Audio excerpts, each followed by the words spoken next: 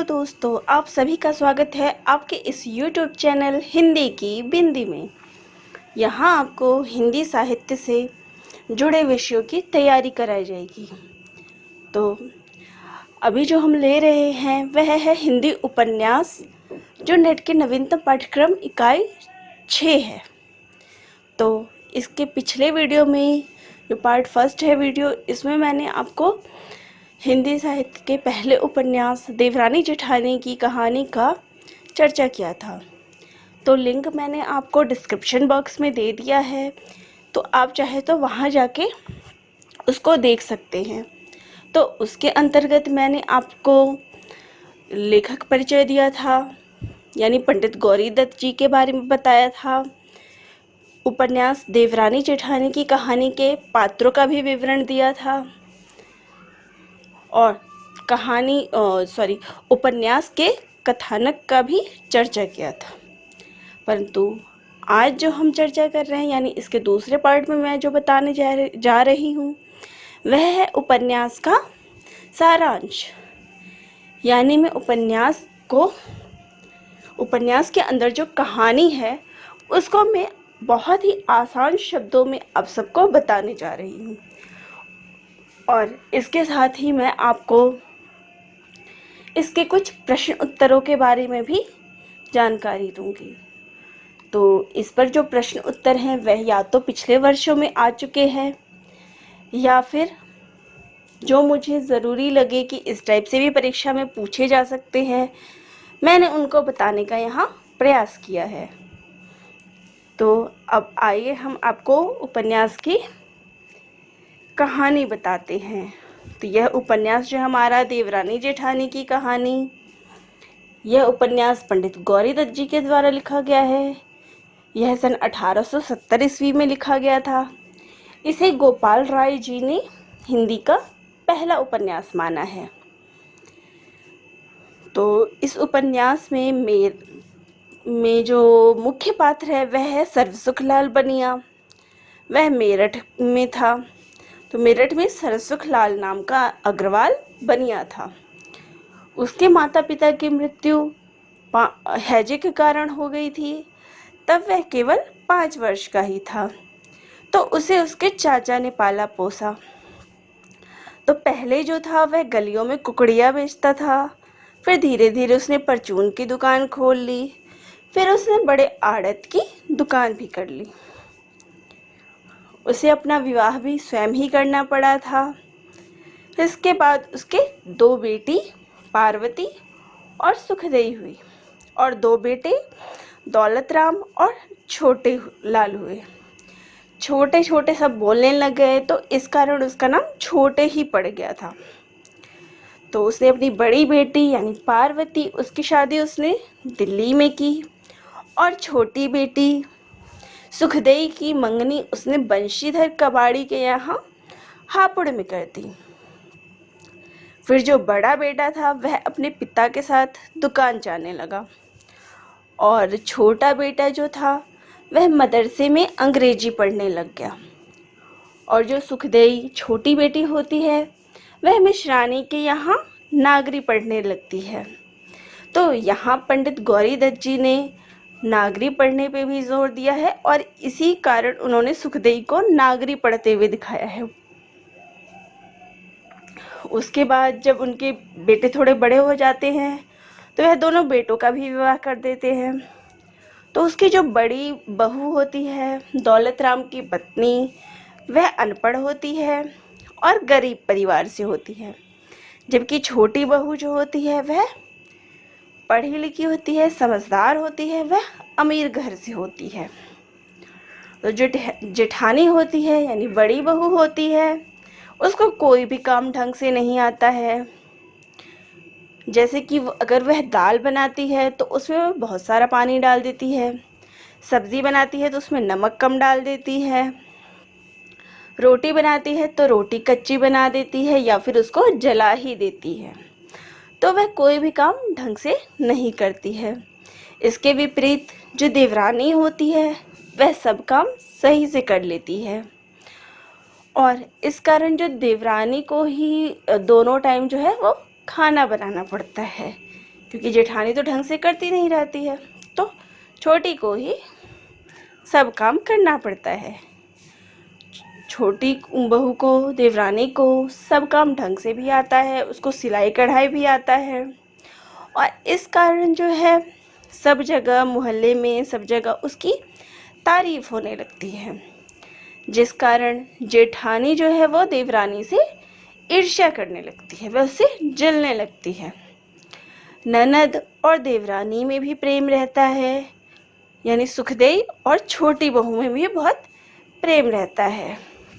तो इस कारण जो बड़ी बहू होती है, जेठानी होती है, वह अपनी ननद से भी चिढ़ने लगती है। और कुछ समय बाद जब सुखदेई थोड़ी बड़ी होती है तो छोटी बहू का, वो छोटी बेटी यानी सुखदेई का गौना कर देते हैं। छोटा बेटा और बहू में बहुत प्रेम होता है। दोनों को अगर कोई काम करना होता है तो दोनों एक दूसरे की सलाह पे ही करते रहते हैं। तो छोटी बहू की जब भी तारीफ होती है तो बड़ी बहू जो होती है वो बहुत चिढ़ जाती रहती है। तो एक दिन की बात होती है कि सुखदेई जो है चिट्ठी भेजती है अपने मायके में, ससुराल से। तो जो छोटी बहू होती है वह पढ़ के सुनाती है चिट्ठी।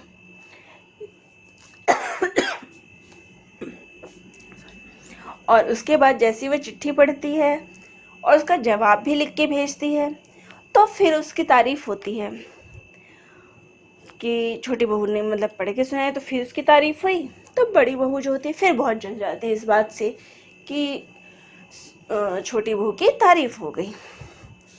एक दिन ऐसा मौका आता है जब छोटी बहू और बड़ी बहू में बहुत झगड़ा होता है। जो जेठानी होती है वह अपनी देवरानी से बहुत झगड़ा करती है, और इसका नतीजा ये होता है कि बड़े बेटे और बहू को अलग कर दिया जाता है। तो एक ही घर में, उस हवेली में 2 टुकड़े कर दिए जाते हैं। तो बड़े बेटे और बहू अलग हो जाते हैं, वह अपना खाना भी अलग बनाने लगते हैं। कुछ समय पश्चात जो है बड़े बेटे के यहाँ बेटी पैदा होती है और छोटे बेटे के यहाँ बेटा पैदा होता है। और इसके पश्चात जो बड़ी बहू होती है और उसकी बेटी होती है वह बीमार पड़ जाते हैं। उनके आँखों में दर्द होता है, परंतु दोनों जो है वो दवाई नहीं लेते हैं। उनको कोई बात ये रहती है कि उनको कोई भ्रम में डाल देता है कि ये तो दवाई लेने से नहीं ठीक होगा, यह तो देवता वगैरह का असर है। यानी यहाँ जो बात हुई है वह है अंधविश्वास की बात। तो जो बड़ी बहू होती है वह अंधविश्वासी भी होती है, वह इन सब चीज़ों को मानती भी रहती है, तो इस कारण वह दवाई नहीं लेती है। फिर किसी तरीके से उनकी आंखें ठीक होती है। फिर कुछ समय बाद बड़े बेटे के यहाँ एक बेटा पैदा होता है और छोटे बेटे के यहाँ भी दूसरा बेटा पैदा होता है। धीरे धीरे समय गुजरता है, सर्वसुखलाल की मृत्यु हो जाती है और उसके कुछ समय पश्चात लगभग 6 महीने बाद उसकी पत्नी की भी मृत्यु हो जाती है। फिर बात आती है दोनों भाइयों के बीच बंटवारे की। तो बंटवारा फिर हो नहीं पाता, किसी बात पे दोनों का निर्णय ही नहीं हो पाता, सुलह ही नहीं हो पाती कि क्या किया जाए। तो बात पहुंचती है पंचों तक। तो पंच फैसला लेते हैं। उसके अनुसार क्या होता है, जो बड़ा बेटा होता है उसको दुकान दे दी जाती है और छोटे बेटे को हवेली दी जाती है। इस बात से जो बड़ी बहू होती है वह बहुत नाराज़ हो जाती है और कहती है कि पंचों ने तो जो है बहुत गलत फैसला ले लिया है, हमें हवेली नहीं दी है, हमें हवेली से जाना पड़ रहा है। तो इस बात से वो बहुत चिढ़ जाती है और जाते जाते भी वो क्या करती है, 2 खिड़कियों के किवाड़ और चौखट उखाड़ के ले जाती है। और जैसे वो निकल रही होती है ठोकर खा के गिर जाती है और फिर बड़बड़ाते हुए निकल जाती है। और इस तरह जो है हमारी कहानी यहाँ समाप्त होती है। तो इस उपन्यास में यही दिखाया गया है कि किस तरीके से जो एक पढ़ी लिखी होती है यानी छोटी बहू होती है वो किस तरीके से घर को संभाल लेती है, और जो बड़ी बहू होती है वो घर को कैसे नरक बना देती है। तो ये शिक्षा के ऊपर भी आधारित है कि शिक्षित स्त्री और अशिक्षित स्त्री में क्या अंतर होता है। तो आइए अब हम इसके प्रश्न उत्तर की भी चर्चा कर लें। तो पहला प्रश्न है, हिंदी का पहला सामाजिक उपन्यास किसे माना जाता है? देवरानी जेठानी की कहानी, परीक्षा गुरु, राजा भोज का सपना, चंद्रकांता। तो हमारा उत्तर है देवरानी जेठानी की कहानी को। अगला प्रश्न है, प्रकाशन वर्ष के आधार पर हिंदी का पहला उपन्यास कौन सा है?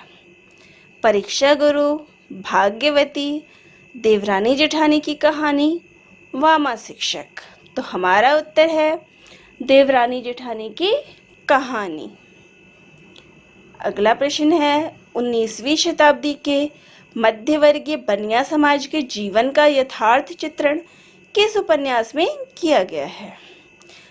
रानी केतकी की कहानी, देवरानी जेठानी की कहानी, वामा शिक्षक, भाग्यवती। तो हमारा उत्तर है देवरानी जेठानी की कहानी। तो दोस्तों यहाँ ध्यान देने की बात है कि यहाँ हमें किसी पात्र का नाम नहीं है, सिर्फ इतना बताया गया है कि मध्यवर्गीय बनिया समाज। तो कई बार क्या होता है कि वो डायरेक्ट पात्रों के नाम ना दे के हमें इस टाइप से जो उनका व्यवसाय होता है उस पर आधारित भी क्वेश्चंस पूछ सकते हैं। अगला प्रश्न है, देवरानी जेठानी की कहानी उपन्यास का प्रकाशन वर्ष क्या है? 1870 ईस्वी, 1906 ईस्वी, 1872 ईस्वी, 1882 ईस्वी। तो हमारा उत्तर है 1870 ईस्वी। अगला प्रश्न है, देवरानी जेठानी कहानी उपन्यास के लेखक कौन है? लाला श्रीनिवास दास, जैनेन्द्र, श्रद्धाराम फुल्लौरी, पंडित गौरी दत्त। तो हमारा उत्तर है पंडित गौरी दत्त। अगला प्रश्न है, सरसुखलाल नामक अग्रवाल बनिया की कथा किस उपन्यास में उल्लेखित है? देवरानी जेठानी की कहानी, वामा शिक्षक, भाग्यवती, निस्सहाय हिंदू। तो हमारा उत्तर है देवरानी जेठानी की कहानी। अगला प्रश्न है, अशिक्षित स्त्री और शिक्षित स्त्री के बीच द्वंद्व किस उपन्यास में दर्शाया गया है? तो अशिक्षित स्त्री कौन होता है? बड़ी बहू, शिक्षित स्त्री छोटी बहू। तो इसका द्वंद्व जो हमें देवरानी जेठानी की कहानी में दिखाया गया है। अगला प्रश्न है, देवरानी जेठानी की कहानी उपन्यास का केंद्रीय विषय क्या है? बंटवारा, शिक्षित एवं अशिक्षित स्त्री में अंतर, राजनीति, सांप्रदायिकता। तो बंटवारे की बात तो यहाँ बाद में आती है जब सरसुखलाल की मृत्यु हो जाती है, उससे पहले तो इसमें व्यवहार को लेकर अंतर है। तो हम ये कह सकते हैं कि शिक्षित एवं अशिक्षित स्त्री में अंतर। अगला प्रश्न है, देवरानी जेठानी की कहानी उपन्यास में सरसुखलाल की कितनी संतानें हैं? 3, 6, 4, 2। तो 4 संतानें, 2 बेटे और 2 बेटी। अगला प्रश्न है, यह उपन्यास किस शहर पर आधारित है? मेरठ, पंजाब, दिल्ली, गुजरात। तो यह कहानी जो है वो मेरठ पे आधारित है।